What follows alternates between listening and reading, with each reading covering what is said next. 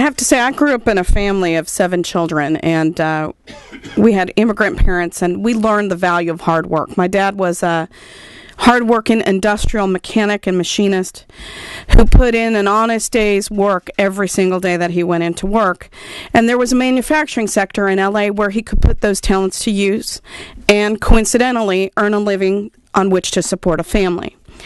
My dad always believed in working hard, putting in that fair day's work, and he also believed in playing fair and playing by the rules. But that's why I have very serious concerns about the South Korea Free Trade Agreement. I'm a member of President Obama's Export Council, along with leaders from the public and private sectors, and our goal is to double American exports in 5 years.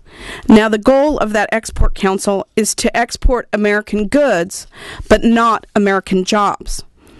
But instead of focusing its benefits on small and medium-sized American manufacturing and the workers that those industries support, the Korea Free Trade Agreement, which is a NAFTA-style agreement, actually does the opposite. It encourages us to ship our jobs offshore. And it's America's smaller manufacturers and their employees who are going to be hit the hardest by the Korea FTA. And if you're not convinced that corporate interests benefit from this free trade agreement at the expense of small businesses, all you have to do is just look at where Wall Street stands on this trade agreement. Wall Street cannot wait for the Korea FTA to get done. They are salivating. It's been on their wish list. Now, we've seen what happens to our economy when Wall Street calls the shots. And I'll be honest, I'm not looking out for the needs of big multinational corporations. I'm looking out for the needs of America's small businesses and the working families that earn a living from those businesses, not the big corporate interests on Wall Street.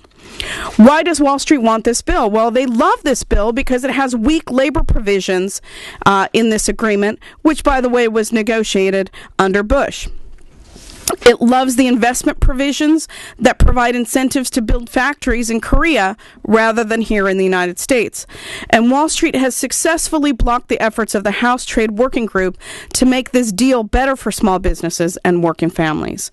We know what NAFTA did to American manufacturing, and we know that this agreement, with its measly 35% content requirement for Korean goods, will send jobs not just to South Korea, but to China as well, as some of my colleagues have already discussed.